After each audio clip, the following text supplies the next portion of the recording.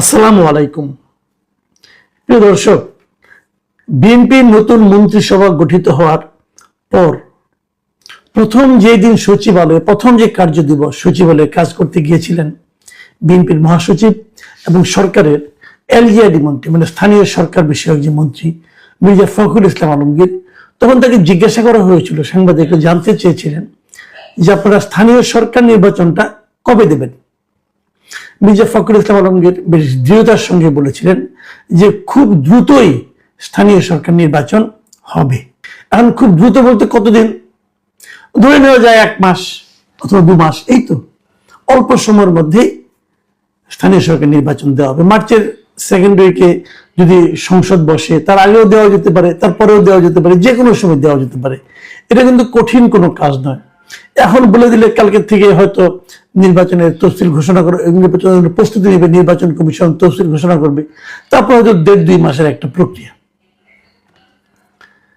এই স্থানীয় সরকার নির্বাচন কিন্তু আরো আগেই হওয়ার কথা ছিল। মানে অন্তর্বর্তীকালীন সরকারও বলেছিলেন তারা জাতীয় নির্বাচনের আগে স্থানীয় সরকার নির্বাচন দেবে, তখন বিএনপি রাজি হয়নি।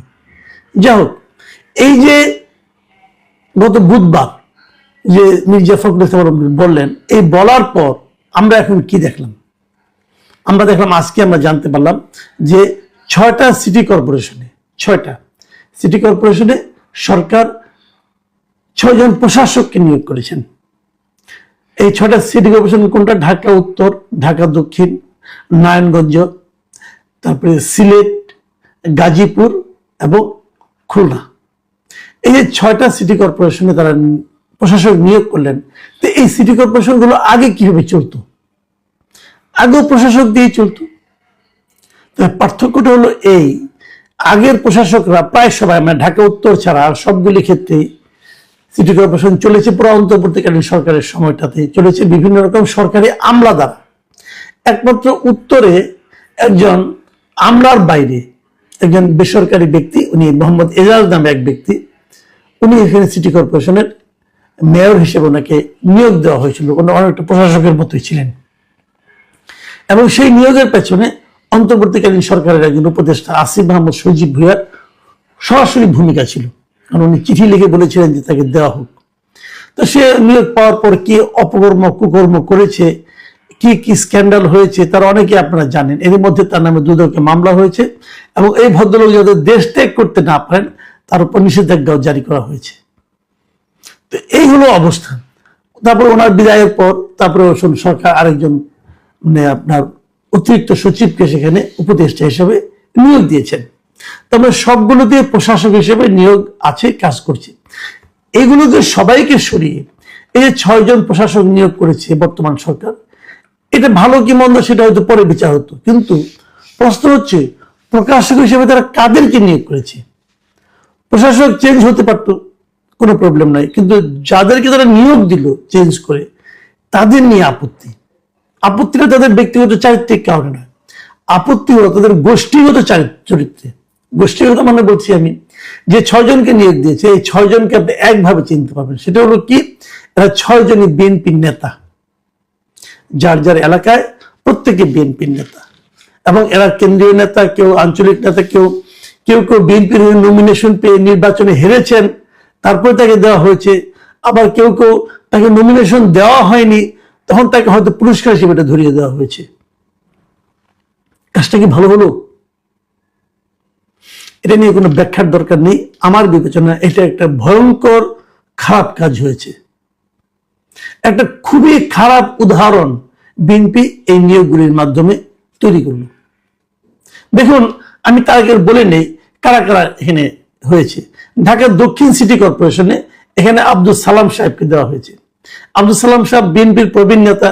উনি অনেক আগে, একসময় এই যখন অবিভক্ত যখন সিটি কর্পোরেশন ছিল, তখন এটা সম্ভবত এরশাদের আমলে, তখন উনি এই সিটি কর্পোরেশনের ডেপুটি মেয়র ছিলেন, অনেক আগে। কিন্তু তার মানে আজকে থেকে প্রায়, মানে আপনার 30-40 বছর আগে কথা বলছি আমি, উনি এখানকার ডেপুটি মেয়র ছিলেন। তার মানে উনি এই পদের জন্য যে যোগ্য ব্যক্তি, কোনো সন্দেহ নাই। এবার উনি যখন মনোনয়ন না পেলেন, তখন আমি একটু চিন্তা করলাম, তো ওনার মতো সিনিয়র লিডারকে মনোনয়ন দেওয়া হলো না কেন? পরে শুনলাম যে না, ওনাকে ঢাকা দক্ষিণের মেয়র বানানো হবে, এই জন্যই তাকে মনোনয়ন দেওয়া হয়নি। তো তো মেয়র বানানো হবে কিভাবে? মেয়র বানানোর জন্য তাকে ইলেকশন করতে হবে। ইলেকশন করলে কে দাঁড়াবে না দাঁড়াবে এটা তো আমরা জানি না, হয়তো ইলেকশনের জন্য অপেক্ষা করতে পারছিলেন না, দিয়ে দিলেন মেয়র হিসেবে নির্বাচন, তবে প্রশাসক হিসেবে নিয়োগ করে দিলেন, মানে উনি ভার্চুয়ালি মেয়রের মতো কাজ করবেন। আচ্ছা ফাইন। তারপরে আমরা ঢাকা উত্তরের কথা বলি। ঢাকা উত্তরে নতুন প্রশাসক নিয়োগ করা হয়েছে মিস্টার শফিকুল ইসলাম খানকে। এই শফিকুল ইসলাম খানকে উনি হলেন গিয়ে এই যে মিরপুরে একাংশ, কাফুল, কাজীপাড়া, শেওড়াপাড়া এই এলাকাটা নিয়ে যে সংসদীয় এলাকা ছিল ঢাকা 15, এই এলাকায় তিনি বিএনপির পদপ্রার্থী ছিলেন। এখানে উনি নির্বাচনে হেরে গেছেন জামায়াতের আমির ডক্টর শফিকুর রহমানের কাছে। সম্ভবত এই পরাজয়ের সান্ত্বনা হিসেবে ওনাকে ঢাকা উত্তরের নতুন প্রশাসক হিসেবে নিয়োগ দেওয়া হয়েছে।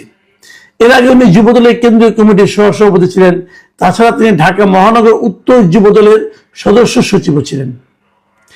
শফিকুল ইসলাম খান কেমন লোক কি সমাচার সেটা ব্যাপার না, ব্যাপারটা হলো উনি মেয়র কাজের জন্য, মানে মেয়র হিসেবে প্রশাসক হিসেবে কাজ করার জন্য ওনার কোনো অভিজ্ঞতা নাই, এবং উনি বিএনপির নেতা একজন।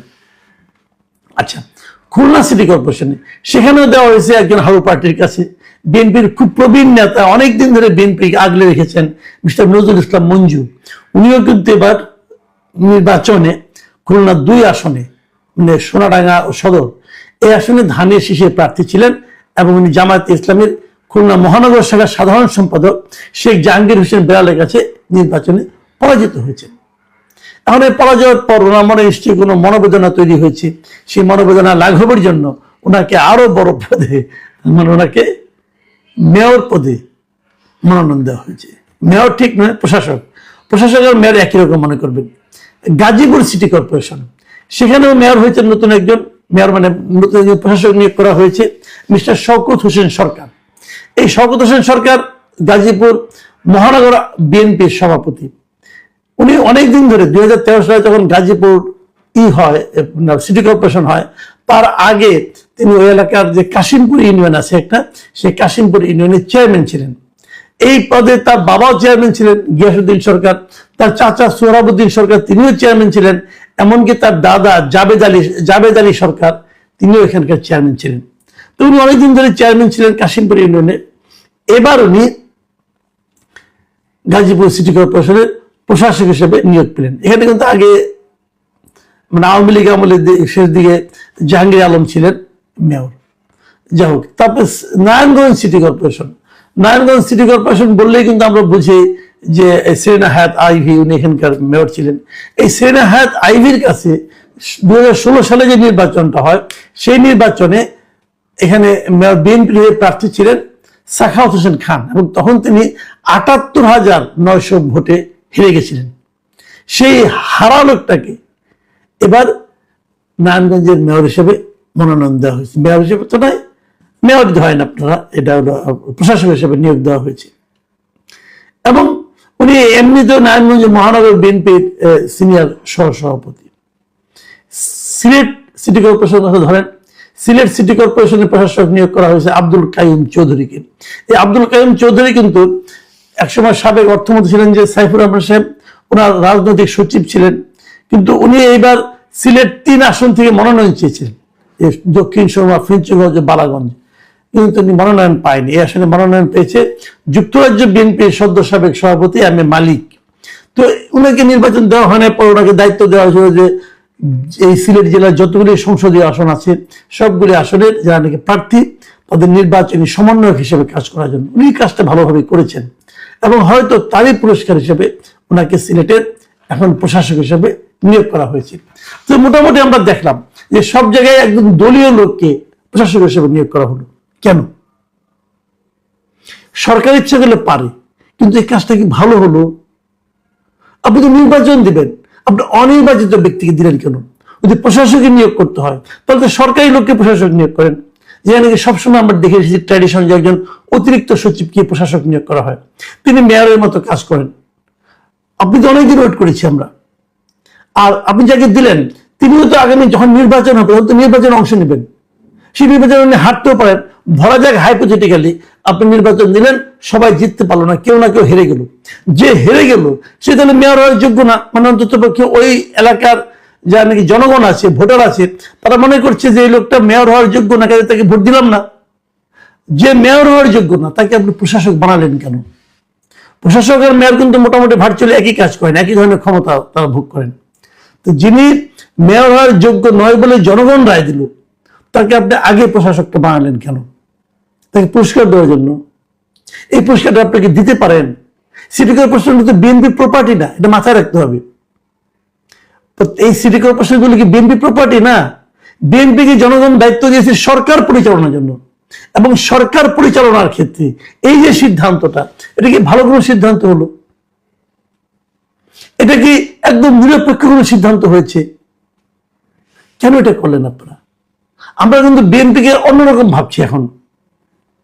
আমরা শুরু থেকেই বলছি যে বিএনপি আমাদের গতানুগতিক রাজনৈতিক দলগুলোর মতো আচরণ করছে না, তারা অন্যরকম একটা সবার জন্য সরকার, সবার হয়ে নিরপেক্ষ আচরণ করার চেষ্টা করতেছে। আমরা সেটার প্রশংসা করছি। অন্তত 7-10টা দিন আমাদেরকে দেন প্রশংসা করার জন্য। আমাদের এই সুযোগটা আপনারা নিয়ে নেবেন। এরকম এত দলীয় সিদ্ধান্ত এর আগে কোন দলীয় সরকারও নেয় নাই। এর আগে কোন সরকার এরকম ভাবে সিদ্ধান্ত নেয় নাই। আওয়ামী লীগ আমরা দেখি নাই যে এভাবে 6-7টা সিটি কর্পোরেশনে নিজের দলের লোককে প্রশাসক বানাই দিতে দেখিনি এর আগে। এবার দেখলাম। তাহলে বিএনপি কি আওয়ামী লীগের সঙ্গে কম্পিটিশনের নামছে? যে দলীয়করণ কাহাকে বলে, কত প্রকার কি কি আসর দেখাই দেয় নাকি? এটা কি মানে এটা তো আপনার প্রপার্টি না রে ভাই, এটা তো মাথায় রাখতে হবে। তো আপনি এটা কি কি করতেছেন আপনারা?